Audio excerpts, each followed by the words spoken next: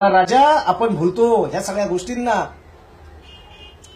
6 महिन्यामध्ये नको नको त्या गोष्टी केल्या जातात.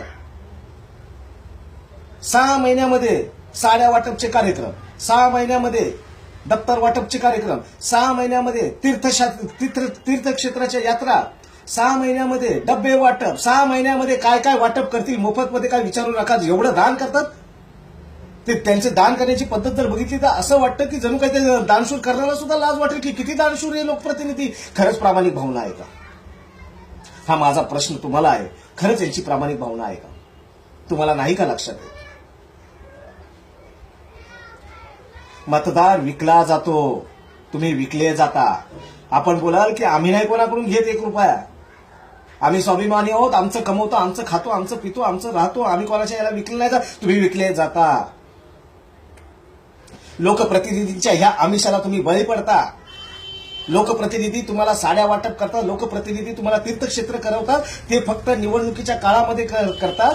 आणि तुम्हाला ज्या वेळेला निवडणुकीच्या वेळेला प्रश्न केला जातो त्यावेळेला तुम्ही काय बोलता? बोले नाही बाबा, अंगावर घातलेली साडी त्याची आहे, त्याने आपल्याला साडी दिलेली आहे, त्यालाच मतदान करणार. अरे ही गणितच चुकीची चालली आहे, जे लक्षात येत आहे. तुम्हाला हेही कळतायत. आज मला सांगा, आज जर तो तुमच्यावर खर्च करत असेल, तो व्यवसाय करायला उतरलेला व्यवसाय, आज जर तो तुमच्यावर खर्च करत असेल, आज जर तो तुमच्यावर लाखो करोडो रुपये टाकत असेल, आज जर तुमच्या अंगावर साडी घालत असेल, तर ही गोष्ट लिहून देतो. कारण तो व्यवसाय करतोय, तो व्यापारी माणूस आहे. त्यांनी जर इन्व्हेस्ट केलेलं आहे, त्यांनी जर भांडवल गुंतवलेलं आहे, तर तो व्याज आणि चक्र व्याजासहित त्याच्या नफ्यासहित तो वसूल करतो. पुढच्या 4 वर्ष 9 महिन्यामध्ये तो फक्त वसूल करत असतो. आणि त्यावेळेला आम्ही शिव्या घालत असतो त्याला. काय त्या लोकप्रतिनिधीची चूक आहे? आपण बोलतो की हे राजकारणी लोकप्रतिनिधी फक्त पैसेच लुटतात, पैसेच कमवतात. अरे तुम्ही घेतले ना, ज्या वेळेला तो वाटत होता त्यावेळेला तुम्ही घेतले नाही का? तेव्हा का नाही प्रश्न केला? का वाटतोयस तू पैसे? तू निवडणूक लढवतोयस ना, तू का पैसे वाटतोयस आम्हाला? तू निवडणूक लढवतोयस ना, का फुकटमध्ये आम्हाला साड्या वाटतोस?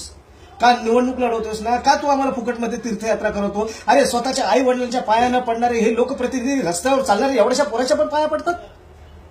नाही का लक्षात? शेवटच्या 3 महिन्यामध्ये तुमच्या दरवाजावर 10 वेळा ठोकणारे हे लोकप्रतिनिधी, उमेदवार म्हणतो मी, लोकप्रतिनिधी आता, कारण निवडणूक काळ. तुमच्या दरवाजावर 10 वेळा ठोकणारे हे उमेदवार निवडणूक झाल्यानंतर त्यांचे दरवाजे तुम्हाला 10 वेळा नव्हे 50 वेळा ठोकायला लागतात.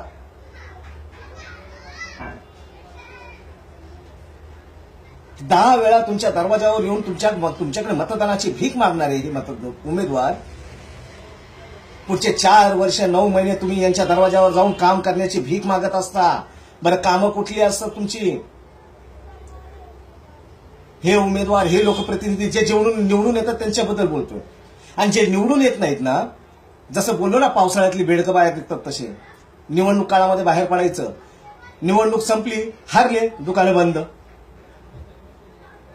आणि जे निवडून येतात ते ऑफिसमध्ये असे आयटीत खुर्चीवर बसलेले, आणि मतदार त्यांच्या ऑफिसच्या बाहेर रांगेत उभा असतो त्यांची वाट बघत, त्यांना भेटण्यासाठी 1 तास 2 तास. स्वतःच्या कुटुंबाला वेळ न देणारे हे मतदार 1-2 तास रांगेत उभं राहणार कामाचे खाडे करून.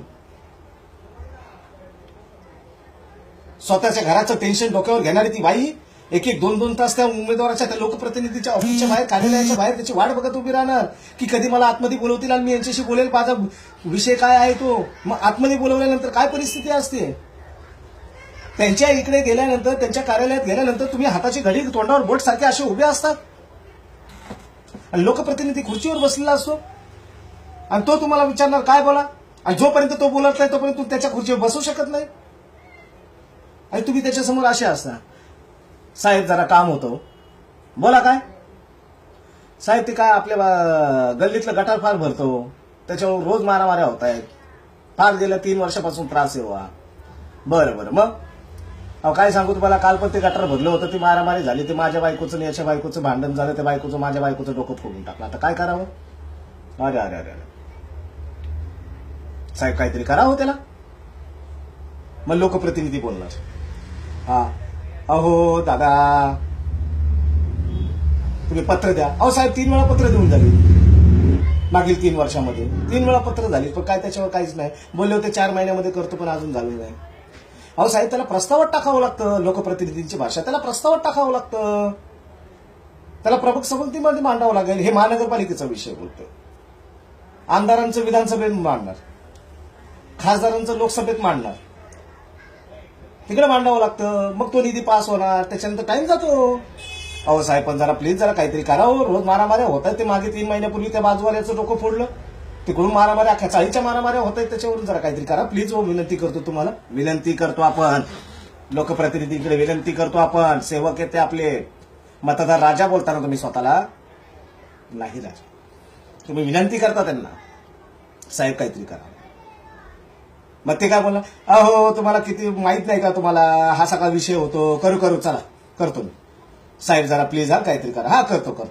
धन्यवाद साहेब. अरे धन्यवाद कसले मानतोस, धन्यवाद कसले मानतोस? अरे त्यांनी काय तुझं काम केलं का? 4 गोष्टी ऐकवल्यावरून तुला तू धन्यवाद काय मानतोस त्याचे? मला सांगा, खरंच मतदार राजा आहे का? मला सांगा, भारतीय लोकशाहीमध्ये खरंच मतदार